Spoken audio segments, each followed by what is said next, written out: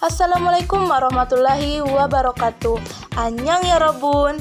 Perkenalkan saya Kurnia, NIM 250109003. Saya merupakan mahasiswi program studi Tadris Matematika Fakultas Tarbiyah dan Ilmu Keguruan Universitas Islam Ahmad Dahlan Sinjai.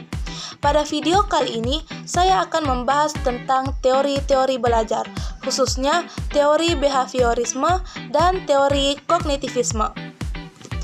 Untuk lebih lanjutnya, mari simak video berikut. Pertama-tama, apa sih itu teori belajar?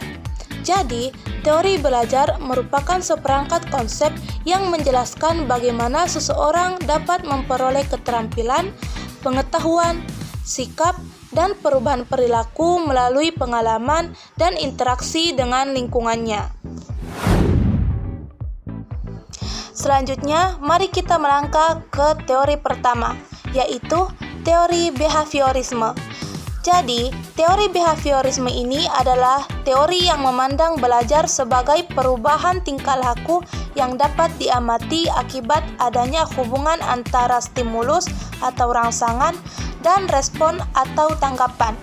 Jadi, fokus utama teori ini adalah perilaku yang tampak.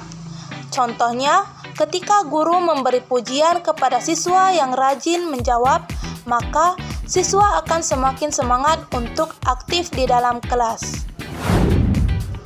Adapun tokoh utama dari teori behaviorisme ini yaitu yang pertama ada Edward L. Thorndike, yang kedua Ivan Pavlov, dan yang ketiga B.F. Skinner. Thorndike menjelaskan bahwa belajar terjadi melalui proses trial and error atau coba-coba dan salah. Seseorang akan mencoba berbagai cara hingga menemukan cara yang tepat. Contohnya, ada siswa yang mengerjakan soal matematika dengan berbagai macam langkah hingga menemukan jawaban yang tepat. Selanjutnya ada Pavlov. Pavlov ini dikenal dengan teori classical conditioning atau pengkondisian klasik. Ia menjelaskan bahwa proses belajar itu terjadi karena adanya pembiasaan. Contohnya, saat bel sekolah berbunyi, siswa akan masuk ke kelas. Awalnya, bel itu hanya suara biasa, tetapi karena terus diulang-ulang, bel tersebut menjadi tanda untuk masuk kelas.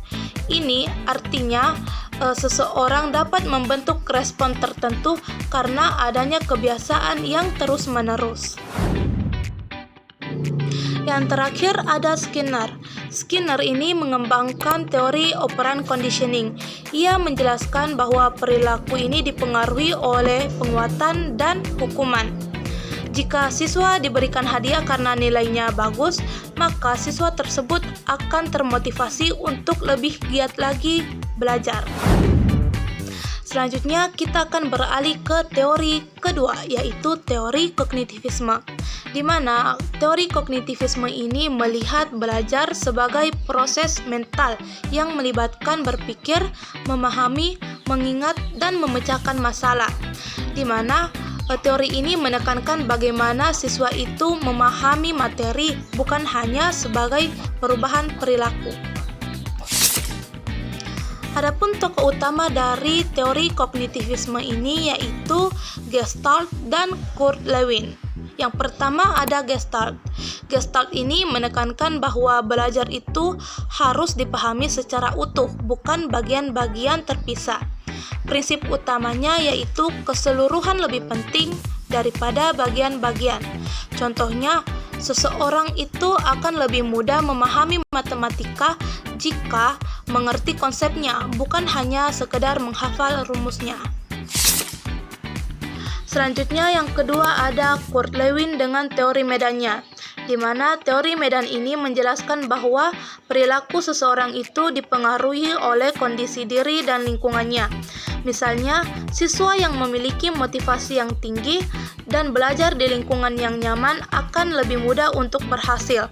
Jadi, guru itu harus lebih memperhatikan suasana kelas, hubungan sosial, dan kondisi emosional siswa agar proses belajar itu berjalan dengan baik.